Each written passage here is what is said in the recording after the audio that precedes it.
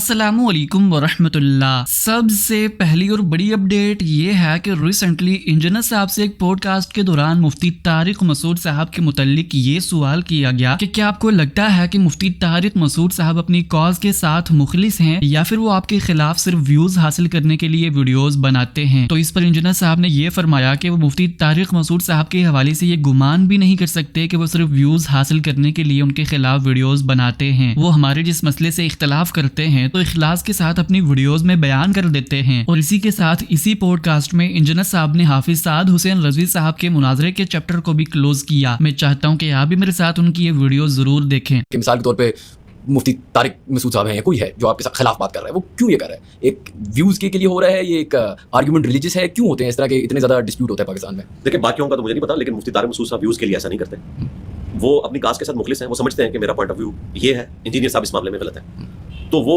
अपने आर्गूमेंट को इल्मी तरीके से जिसको वो सही समझते हैं वो पब्लिकली रखते हैं और हम उनके जवाब में अपना मौक़िफ़ रख देते हैं, फिर आवाम फैसला करती है। डिस्प्यूट उस वक्त शुरू होता है कि जब आप किसी बंदे के ऊपर तौहीन मज़हब का इल्ज़ाम लगाकर मौत चढ़ाने के लिए कोशिश करते हैं। ये चीज़ गलत है। अब आपने हमारी कामयाबी का राज देखा है कि हमने इनको फ्रंट से ललकारा है, इसलिए बैक फुट में, वरना इस वक्त जो उधम मैंने मचाया हुआ है इन्वर्टेड कामर्स में, ये तो मुझे कच्चा खा जाता है तादाद में जितने ज़्यादा है। उसके पीछे राज ये है कि मैं आड़े हाथों इनको लेता हूँ। हाँ, ह्यूमन डिग्निटी वायलेट नहीं करता, इल्मी दलाइल के साथ। मैं ये नहीं कहता कि ठीक है इसने बात कर दी है, मुझ पे इल्जाम लगा दिया तो मैं चुप करके बैठ जाऊँ, ये तो एफआईआर कटवा देंगे, मॉब लेकर आ जाएंगे। नहीं, मैं फ्रंट से लीड करता हूँ, उनके एतराज़ात के जवाब देता हूँ और फिर उनको और उनके बड़ों को मैं एक्सपोज करता हूँ। उनको लाले पड़ जाते हैं, जिसकी ताज़ा मिसाल साद रिजवी साहब है। कहाँ वो दिन थे कि उन्होंने यूं चैलेंज किया था कि इसको मेरे सामने बैठा दो। मैंने अगली इतवार को कहा कि ठीक है मैं साद रिजवी साहब के साथ बैठने के लिए तैयार हूं, लेकिन नहीं वो बैठे। अब अल्लाह का शुक्र है रेहान तारिक साहब के साथ उन्होंने बैठकर खुद ही सीज फायर कर दिया, जो आगाज उन्होंने खुद किया था। तो मैंने भी गुड जेस्चर के तौर पर अगले इतवार को आके सीज फायर कर दिया कि ठीक है आप अपने उस चैलेंज से पीछे हटें तो मैं आपको टॉन्ट भी नहीं करवाऊंगा। मैं समझता हूं कि आपको ये बात समझ आ गई कि को एग्जिस्ट करना है। ये नहीं है कि सिर्फ टीएलपी और उनके मानने वाले अपनी बात लोगों तक पहुंचा सकते हैं, हम भी पहुंचा सकते हैं। अगरचे हमारे पास कोई मस्जिद नहीं, कोई चंदा बुक नहीं, कोई मदरसा नहीं, इसका ये मतलब नहीं है कि लोग हमारी बात नहीं सुनते। लोग बात सुनते हैं। हम चाहें तो इनकी तरह हम भी रोड्स ब्लॉक कर सकते हैं, लेकिन हम नॉन स्टेट एक्टर्स के मुखालिफ हैं। हम एंटी स्टेट सरगर्मी को अच्छा नहीं समझते।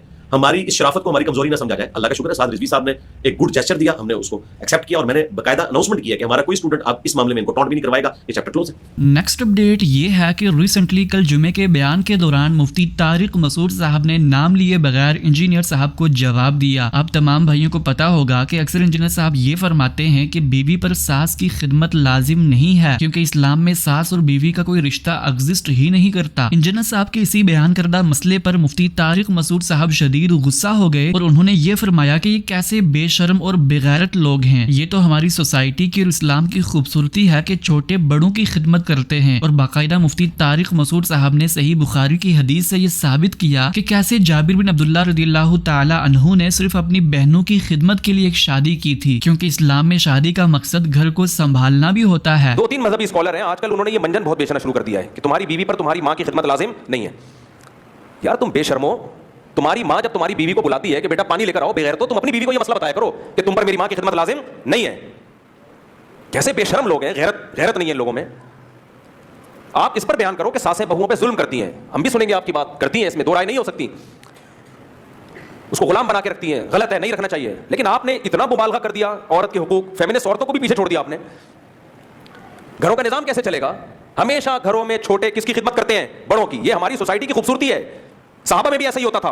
ये कहते सहाबा में इसकी कोई मिसाल नहीं मिलती। जाबिर बिन अब्दुल्लाह रज़ी अल्लाह तआला अन्हु ने निकाह किया एक उम्र याफ्ता औरत से, सही बुखारी की हदीस है। नबी सल्लल्लाहु अलैहि वसल्लम ने फरमाया कि कंवारी से क्यों नहीं की? हज़रत जाबिर ने क्या फरमाया? मेरी छोटी छोटी बहनें हैं, मैं अगर किसी कम उम्र लड़की से शादी करूंगा तो मेरी बहनों को संभालेगी कैसे? वो मेरी माँ नहीं है, मेरी बहनों को कौन? वो तो खुद उसको मुझे संभालना पड़ेगा। तो मैंने जरा मिचोर खातून से शादी की है। इससे पता चलता है कि निकाह का एक मकसद घर संभालना भी होता है।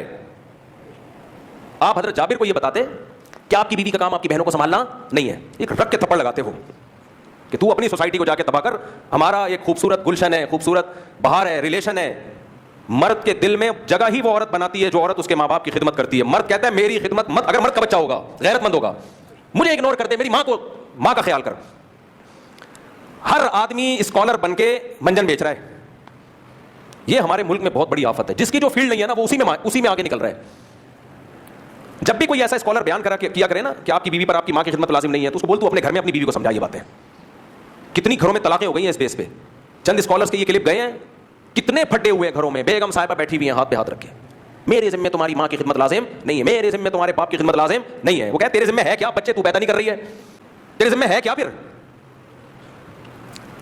آپ کہہ سکتے ہو کہ بیٹا کرے نا ماں کی خدمت, یقیناً کرے, لیکن باہر کے کام کون سنبھالے گا بھائی؟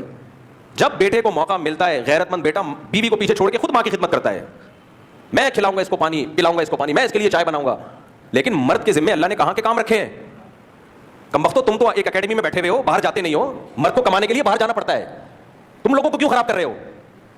جو سعودی عرب میں جاب کر رہا ہے, جو امریکہ میں جاب کر رہا ہے, جو ہم تو اسی کے قائل ہے کہ جہاں جاؤ سفر میں بیوی کو ساتھ لے کے جاؤ, لیکن ہر آدمی کے پاس اتنے وسائل نہیں ہوتے. نیکسٹ اپڈیٹ یہ ہے کہ recently professor doctor Javed Iqbal صاحب نے انجینئر صاحب کے حوالے سے ایک ویڈیو بنائی جس میں انہوں نے یہ بتایا کہ کیسے انجینئر صاحب نے انہیں ایک مسئلے میں گائیڈ کیا. دراصل ہوا کچھ یوں تھا کہ کچھ دنوں پہلے ڈاکٹر جاوید اقبال صاحب نے ابن عربی کے وقت کے تصور کو لے کر ویڈیو بنائی تھی جس میں ابن عربی یہ فرماتے ہیں کہ ماضی میں جو کچھ ہو چکا ہے یا پھر حال اور مستقبل کے اندر جو کچھ بھی ہونا ہے, ایکچوئل کے اندر یہ سب چیزیں پہلے سے ہو چکی ہیں, جبکہ فرق صرف اتنا ہے کہ یہ صرف ہمیں ہوتی ہوئی نظر آ رہی ہیں. ڈاکٹر جاوید اقبال صاحب کی ویڈیو سے بہت سے لوگوں کو یہ تاثر گیا کہ اگر سب کچھ پہلے سے ہو چکا ہے تو اس کا مطلب یہ ہے کہ ہم مجبور محض ہیں, تو پھر اللہ پاک ہمارا مواخذہ کیوں کرے گا. تو اسی حوالے سے انجینئر صاحب سے گفتگو کرنے کے بعد انہوں نے اپنی ویڈیو میں وضاحت پیش کی. ہمارے جو محترم ہیں انجینئر محمد علی مرزا صاحب, تو ان کے ساتھ میری آج بات ہوئی, ان کی کال آئی, تو انہوں نے کہا کہ میں اس بارے میں اپنی رائے دینا چاہتا ہوں, اور جو ان کے الفاظ میں بات تھی میں نے سوچا کہ میں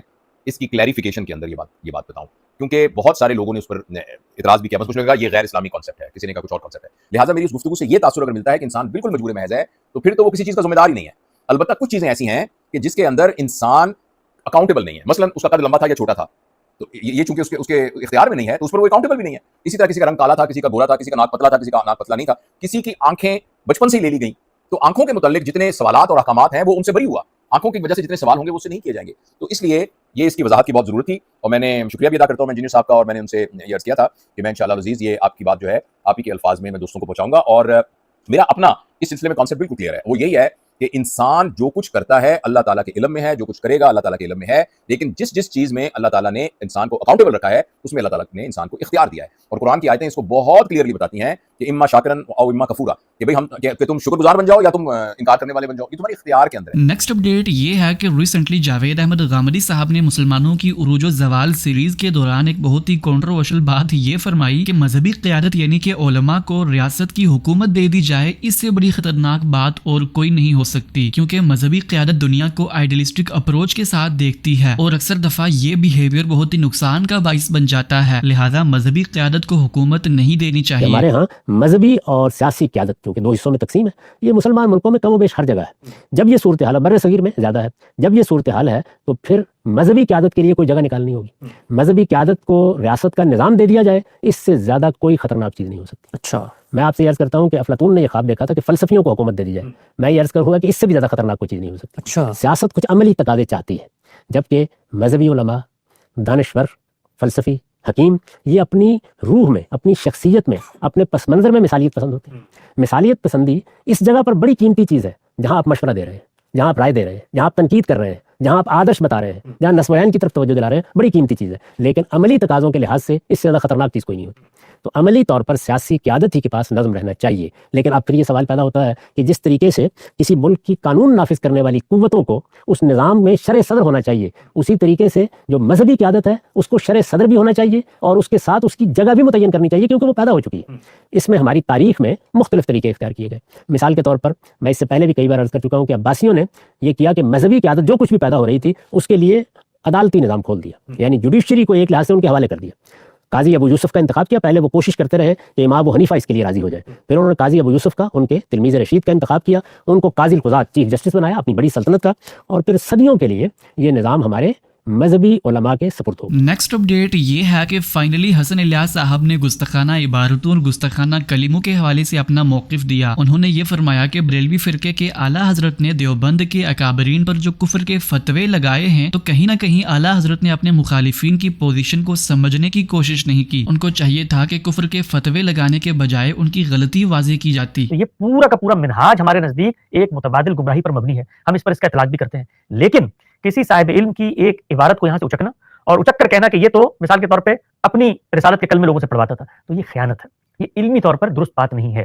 آپ کو یہ کہنا چاہیے کہ اس کے تصور میں شیخ اصل میں اس مقام پر کھڑا ہوتا ہے، یہ گمراہی کی بات کر رہا ہے، لیکن اس کے ورلڈ ویو میں جائیں، آپ جب اس کے پاس جائیں گے اس سے پوچھیں گے کہ کیا تم رسول اللہ صلی اللہ علیہ وسلم کے علاوہ کسی کو خاتم الرسول مانتے ہو؟ وہ کہے گا نہیں، نعوذ باللہ میں تو بالکل نہیں مانتا۔ وہ کہیں گے پھر تم نے یہ کیا کہ وہ پھر اس کی توجیہ کرے گا، تو اس بات کو ساتھ بیان کریں، یہ علم کا تقاضا ہے، ورنہ ہوگا کیا؟ ورنہ ہوگا یہ کہ آپ لوگوں پر اس طرح کفر اور شرک کے فتوے لگا رہے ہوں گے، اس سے کبھی اصلاح نہیں ہوتی۔ اصلاح ہمیشہ اس وقت ہوتی ہے کہ جب آپ لوگوں کا صحیح موقف بیان کریں، ان کے کان کھلتے ہیں، ان کے دل کے دروازے واہ ہوتے ہیں، کہتے ہیں اچھا یہی بات تو ہم کہہ رہے ہیں، اب بتاؤ اس پر نقد کیا ہے؟ تو برصغیر کے اندر امام احمد رضا خان بریلی کی صورت میں جو ایک نظام فکر وجود پذیر ہوا، اس میں رسالت مآب صلی اللہ علیہ وسلم کی غیر معمولی حیثیت کو انہوں نے منوایا ہے، اس کے مقابل میں دیوبندی نقطہ نظر تھا جو ابتدا میں اعتدال پہ کھڑا ہوا تھا۔ تو اپنی اس شکو کو، اپنی اس شوکت کو ان سے منوانے کے لیے، ان کو نیچا دکھانے کے لیے، اپنے فرقے کی برتری کے لیے یہ سارا کا سارا کھیل یہاں پر کھیلا گیا ہے، اور پھر کتابیں لکھی گئیں اکابر علماء دیوبند کی توہین آمیز، اسی طرح سے جس طرح آج ہم عبارتیں لوگوں کی نکالتے ہیں، اسی طرح سے دیوبندی اکابرین کی ساری باتیں نکالی گئیں اور ان کے اوپر گستاخی کے اور شرک کے اس طرح کے فتوے لگائے گئے، اور بتدریج ہم نے یہ دیکھا کہ سماجی دباؤ کے تحت پھر خود دیوبندی کی عادت اسی میٹر اور اسی پروٹوکول کو اپنانے پر آمادہ ہو گئی جو ان کے مقابلوں نے ان کے خلاف اپنایا تھا۔ تو جو کچھ ان کے اکابرین کو گستاخ قرار دیا گیا تھا، انہوں نے کہا ہم بھی دنیا کو گستاخ کراتے ہیں، کیونکہ تو بہت مضبوط ٹول ہے، کسی بھی شخص سے علمی اختلاف ہے آپ اس پر گستاخی کا فتویٰ لگا دیں، عوام میں پریشر گروپ سے ہم کو متحرک کریں، لوگ آئیں گے، چڑھ دوڑیں گے، ماب لنچنگ ہوگی، اس کے نتیجے میں آپ کی واہ ہو جائے گی۔ تو یہ اصل میں طاقت کی جنگ ہے، طاقت کا کھیل ہے، جس کے اندر یہ توہین آمیز لوگوں میں فتوے لگائے جاتے ہیں۔ مجھے یہ لگتا ہے کہ اس سے اسلام کو بہت نقصان پہنچا ہے۔ یہ تھی آج کی ساری اپڈیٹس، ملتے ہیں اسی طرح کی نئی اپڈیٹس کے ساتھ، تب تک کے لیے اللہ حافظ، السلام علیکم ورحمۃ اللہ۔